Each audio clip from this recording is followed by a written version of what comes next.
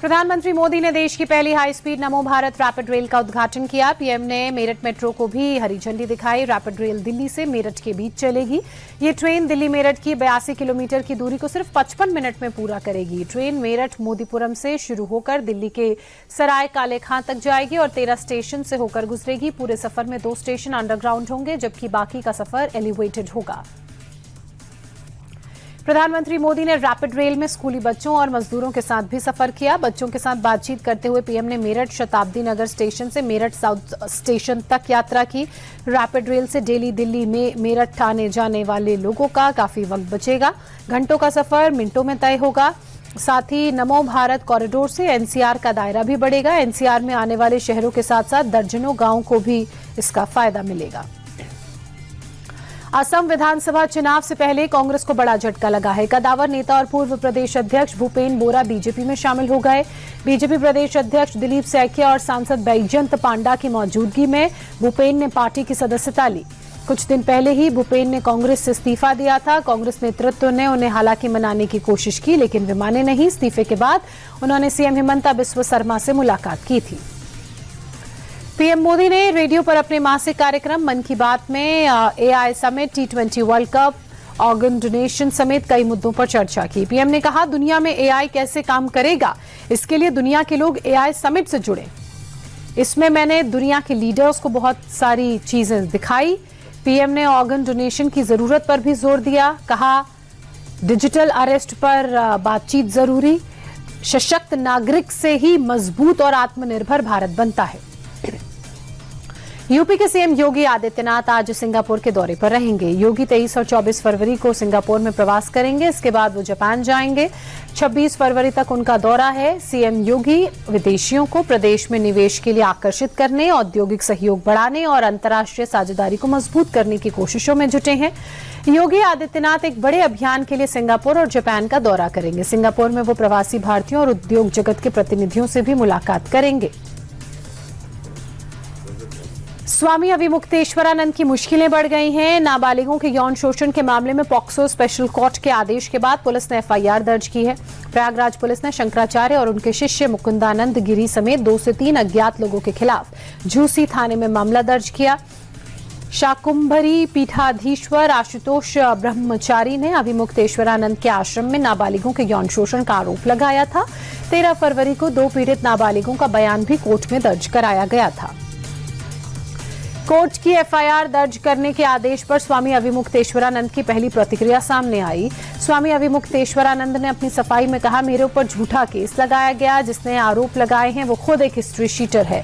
शंकराचार्य ने कोर्ट पर भरोसा जताते हुए कहा कि फर्जी केस फर्जी ही साबित होगा। मैं सच्चाई के रास्ते पर चलता हूं, इसलिए ऐसे झूठे आरोपों से मुझे कोई फर्क नहीं पड़ता। शंकराचार्य पर हुई एफआईआर को लेकर सपा प्रमुख अखिलेश यादव ने योगी सरकार को घेरा।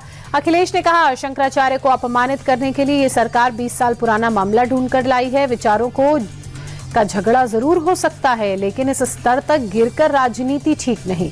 ये सरकार अब बचने वाली नहीं है। सीएम के वस्त्र से धोखा खा रहे हैं। गीता में कहा है कि माया में रहकर माया से दूर रहे वो योगी होता है। अखिलेश पीडीए को लेकर भी बोले। कहा, जैसे जैसे पीड़ा बढ़ रही है, पीडीए भी बढ़ रहा है। देश में एक बड़ी आतंकी साजिश का पर्दाफाश हुआ। दिल्ली पुलिस ने आतंकी साजिश को नाकाम करते हुए तमिलनाडु से 6 और पश्चिम बंगाल से 2 संदिग्ध आतंकियों को गिरफ्तार किया। पकड़े गए संदिग्ध आतंकी आईएसआईएस और बांग्लादेश के कुछ संगठनों जो आतंक से जुड़े हुए हैं, उनकी शहर पर हमले की साजिश भारत में रच रहे थे। संदिग्धों में बांग्लादेश के नागरिक भी शामिल हैं। पुलिस ने इनके पास से 8 मोबाइल, 16 सिम कार्ड बरामद किए हैं। इन्हीं संदिग्धों को दिल्ली लाया जाएगा और फिर कोर्ट से इनकी रिमांड ली जाएगी। आईडीएफसी फर्स्ट बैंक की चंडीगढ़ स्थित एक ब्रांच में करीब 590 करोड़ रुपए की धोखाधड़ी का मामला सामने आया। बैंक के ही एक कर्मचारी ने फ्रॉड किया। बैंक ने फिलहाल 4 कर्मचारियों को इस मामले में सस्पेंड कर दिया है। आईडीएफ ने इस फ्रॉड की जानकारी आरबीआई को दी और पुलिस में शिकायत भी दर्ज कराई। पाकिस्तान के हमले के बाद अफगानिस्तान एक्शन में है। काबुल और कंधार में पाकिस्तान को लेकर अहम बैठकें हो रही हैं। अफगान तालिबान के करीबी सूत्रों ने कहा है कि पाकिस्तान के हमलों का आकलन कर रहे हैं और सही समय आने पर उन्हें जवाब दिया जाएगा। अफगानिस्तान का कहना है कि पाकिस्तान ने युद्ध विराम का उल्लंघन किया, उसके हवाई क्षेत्र में घुसकर देश की सॉवरेनिटी का उल्लंघन किया। इसके खिलाफ कार्रवाई का अफगानिस्तान पूरा अधिकार रखता है। अमेरिकी सुप्रीम कोर्ट से झटका लगने के ठीक 24 घंटे के बाद डोनाल्ड ट्रंप ने एक और बड़ा फैसला लिया। ट्रंप ने ग्लोबल टैरिफ को अब 10% से बढ़ाकर 15% कर दिया है। ट्रंप ने कहा है कि कई देश अमेरिका का फायदा उठा रहे थे, जिससे अब बर्दाश्त नहीं किया जाएगा। हालांकि ट्रंप ने साफ किया कि भारत के साथ हुई ट्रेड डील में कोई बदलाव नहीं होगा। यह नया टैरिफ 24 फरवरी से लागू होगा। ट्रंप ने कोर्ट के फैसले की आलोचना करते हुए इसे देश के लिए कलंक बताया और कहा कि वो झुकने वाले नहीं हैं। T20 वर्ल्ड कप में आज सुपर 8 का मुकाबला भारत और साउथ अफ्रीका के बीच अहमदाबाद में खेला जाएगा। मैच शाम 7 बजे शुरू होगा। टीम इंडिया साउथ अफ्रीका के खिलाफ मिडिल ऑर्डर में बदलाव कर सकती है। सूर्य कुमार यादव नंबर 3 तो तिलक वर्मा नंबर 4 पर बल्लेबाजी करने आ सकते हैं। गेंदबाजी में वॉशिंगटन सुंदर की जगह अक्षर पटेल की वापसी हो सकती है। T20 वर्ल्ड कप इतिहास में भारत और साउथ अफ्रीका के बीच 7 बार टक्कर हुई।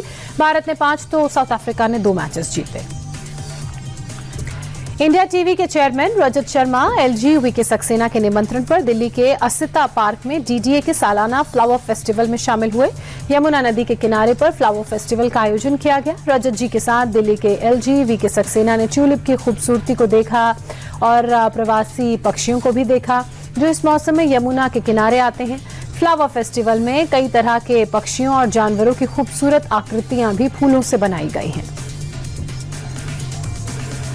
प्रधानमंत्री मोदी ने देश की पहली हाई स्पीड नमो भारत रैपिड रेल का उद्घाटन किया। पीएम ने मेरठ मेट्रो को भी हरी झंडी दिखाई। रैपिड रेल दिल्ली से मेरठ के बीच चलेगी। ये ट्रेन दिल्ली मेरठ के 82 किलोमीटर की दूरी को सिर्फ 55 मिनट में पूरा कर लेगी। ट्रेन मेरठ मोदीपुरम से शुरू होकर दिल्ली के सराय काले खां तक जाएगी और 13 स्टेशन से होकर गुजरेगी। पूरे सफर में 2 स्टेशन अंडरग्राउंड होंगे, जबकि बाकी का सफर एलिवेटेड होगा। प्रधानमंत्री मोदी ने रैपिड रेल में स्कूली बच्चों और मजदूरों के साथ सफर भी किया। बच्चों के साथ बातचीत करते हुए पीएम ने मेरठ शताब्दी नगर स्टेशन से मेरठ साउथ स्टेशन तक यात्रा की। रैपिड रेल से डेली दिल्ली मेरठ आने जाने वाले लोगों को काफी सुविधा होगी, वक्त बचेगा, घंटों का सफर मिनटों में सिमट जाएगा। नमो भारत कॉरिडोर से एनसीआर का दायरा बढ़ेगा। एनसीआर में आने वाले शहरों के साथ साथ दर्जनों गांव का भी इसको फायदा दर्जनों गांव उठा सकेंगे। बनारस हिंदू विश्वविद्यालय में बिरला ए हॉस्टल के बाहर हुई फायरिंग मामले में आखिरकार पुलिस ने एफआईआर दर्ज कर ली है, जिसके बाद नाराज छात्रों ने अपना धरना वापस लिया।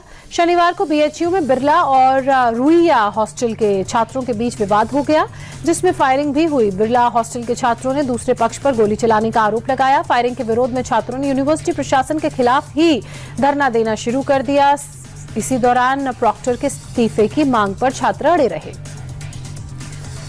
बदायूं में मामूली विवाद के बाद बीच सड़क पर मारपीट शुरू हो गई। वीडियो इसका तेजी से अब वायरल है। आप देख सकते हैं वीडियो में एक युवक 3 लोगों को जमकर मारता पीटता दिख रहा है।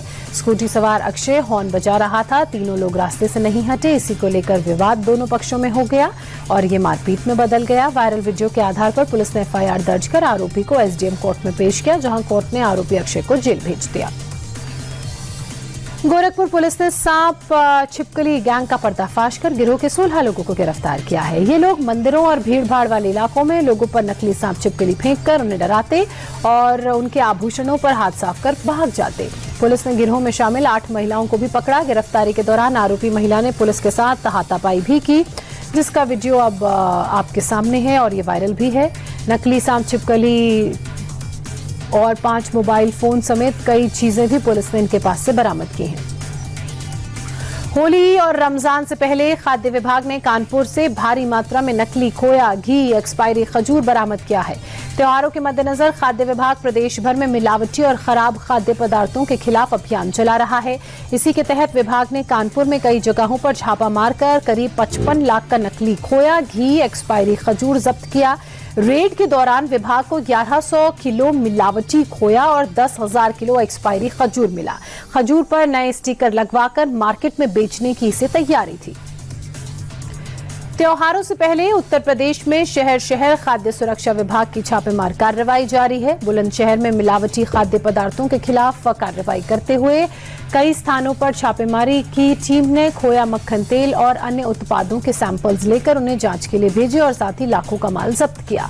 संभल में भी खाद्य विभाग ने कई जगहों पर छापेमारी की, चेकिंग अभियान चलाया। खाद्य विभाग ने उस दौरान संदिग्ध खाद्य पदार्थों के सैंपल लिए, जिनको अब लैब में जांच के लिए भेजा गया है। गुजरात के राजकोट में अतिक्रमण के खिलाफ प्रशासन ने बड़ी कार्रवाई की। डिप्टी सीएम हर्ष सांघवी के निर्देश पर नगर निगम ने बड़े पैमाने पर गैर कानूनी संपत्तियों पर बुलडोजर की कार्रवाई की। शहर के अलग अलग इलाकों में प्रशासन ने 1400 से ज्यादा अवैध निर्माणों पर बुलडोजर चलाया। जंगलेश्वर इलाके में नदी किनारे और टीपी रोड पर 1489 अवैध संपत्तियों को हटाया। साइबर अपराधों के खिलाफ मध्य प्रदेश की शिवपुरी पुलिस ने ऑपरेशन मैट्रिक्स चलाकर बड़ी कार्रवाई की। अश्लील वीडियो रिकॉर्डिंग और डिजिटल गिरफ्तारी का डर दिखाकर ठगी करने वाले गिरोह का पर्दाफाश किया। अलग अलग जगहों पर दबिश डालकर 20 आरोपियों को पुलिस ने गिरफ्तार किया। सूरत के लिंबायत इलाके में एक निर्माणाधीन मकान की पहली मंजिल से मां बेटी के बालकनी से गिरने का वीडियो सामने आया है, जिसे देखने के बाद हर कोई हैरान है। बताया जा रहा है कि रेलिंग नहीं होने की वजह से यह हादसा हुआ। वीडियो में दिख रहा है कि गिरने के तुरंत बाद लड़की उठ गई, जबकि मां बेहोश हो गई। दोनों अस्पताल में भर्ती हैं। डॉक्टर्स ने केवल सामान्य चोट लगने की बात कही है।